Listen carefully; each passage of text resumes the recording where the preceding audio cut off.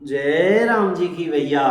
आइए प्यारे भक्तों, श्री रामचरितमानस अयोध्या कांड चल रहा है। श्री भरत जी हाथ जोड़े और कह रहे हैं, क्या कह रहे हैं? मैं मिथ्या डर से ही डर गया था, मेरे सोच की जड़ ही ने थी, दिशा भूल जाने पर हे देव सूर्य का दोष नहीं है, मेरा दुर्भाग्य माता की कुटिलता, विधाता की टेढ़ी चाल और काल की कठिनता।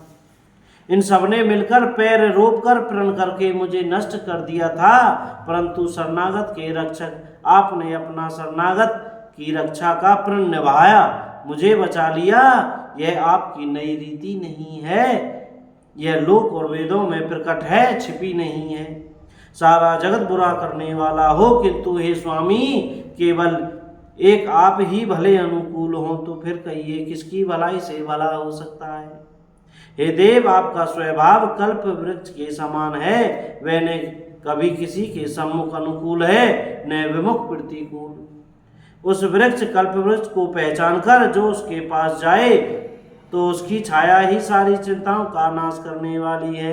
राजा रंक भले बुरे जगत में सभी उससे मांगते ही मनचाही वस्तु पाते हैं। गुरु और स्वामी का सब प्रकार से स्नेह देखकर मेरा क्षोभ मिट गया, मन में कुछ भी संदेह नहीं रहा। हे दया की खान, अब वही कीजिए जिससे दास के लिए प्रभु के चित्त में क्षोभ किसी प्रकार का विचार न हो।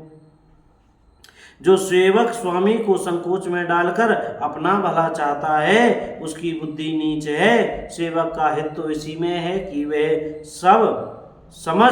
समस्त सुखों और लोभों को छोड़कर स्वामी की सेवा ही करे।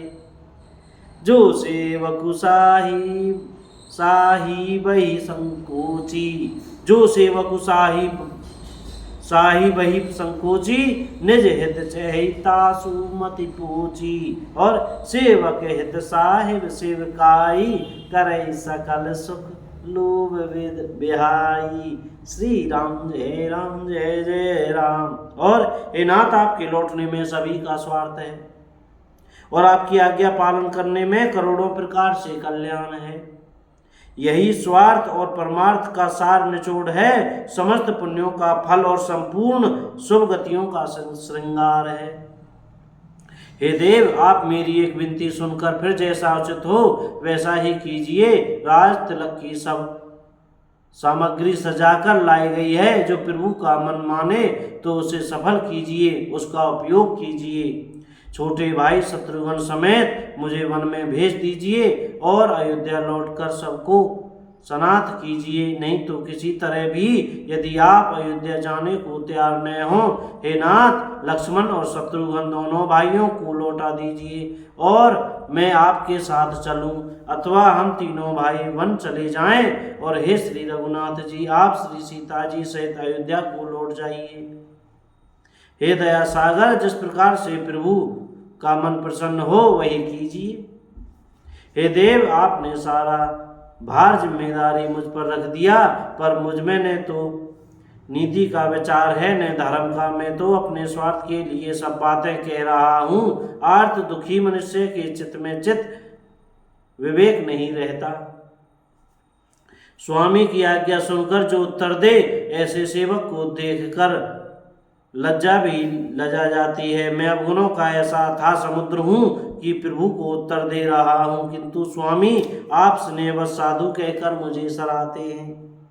हे कृपालु, अब तो वही मत मुझे भाता है जिससे स्वामी का मन संकोच न पावे। प्रभु के चरणों की शपथ है, मैं सत्य भाव से कहता हूँ, जगत के कल्याण के लिए एक यही उपाय है।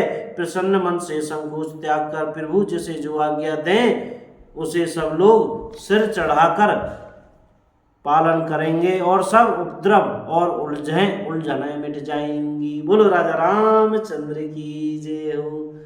जय सिया राम। बोलो अयोध्या धाम की जय हो। श्री वृंदावन धाम की जय हो। श्री चमेली वन धाम की जय हो। श्री हनुमान जी महाराज की जय हो। अपने अपने गुरु महाराज की जय, सब संतन की जय। जय जय श्री सीताराम, राधे श्याम। बोलते रहो भैया मुख में, श्री सीताराम सीताराम, राधे श्याम भैया बोलते रहो। जय राम जी की जय, बजरंगबली की।